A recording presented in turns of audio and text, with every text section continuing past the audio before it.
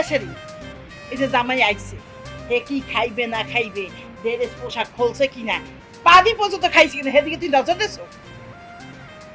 এই কি নতুন কিছু? তোমার জামাই কি আজকে নতুন ঘরে ফিরছে? উনি আইছে বলে কি মুখে ধেই ধেই করে নাচতে হইবে? দেখছো কত বড় বেয়াদবের ঘরের বেয়াদব ছেলে।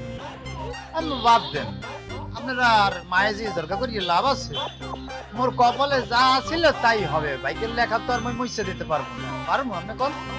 জামাই হলো এই সব হয়েছে তোমার দোষ।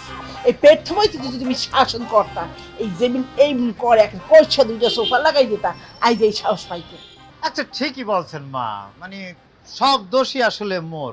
মোর প্রথম দোষ হইলো মই আপনার মাইয়ের বিয়ে করছি। মোর দ্বিতীয় দোষ হইলো আপনার মাইয়ে যা যা চাইছে মই কোনো কথা বলি নাই, সব তাকে দিয়ে দিয়েছি। আর 3 নম্বর দোষ হইছে মা, আমি আপনার মাইয়াকে সবচেয়ে বেশি ভালোবাসে ফেলছি। জামাই মন খারাপ করো না, তুমি মন খারাপ করলে আমারই তো খারাপ লাগে। না মা, আর মন খারাপ করে কি করব বলেন?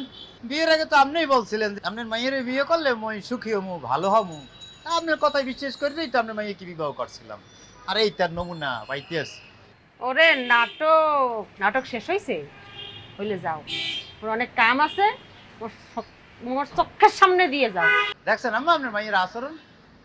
কি লাভ হইলো? একটা পুরুষের সব আছে, তার বাড়ি আছে, গাড়ি আছে, টাকা আছে, সয় সম্পত্তি মেলা দিয়েছে আল্লাহ, সে করিয়ে লইছে।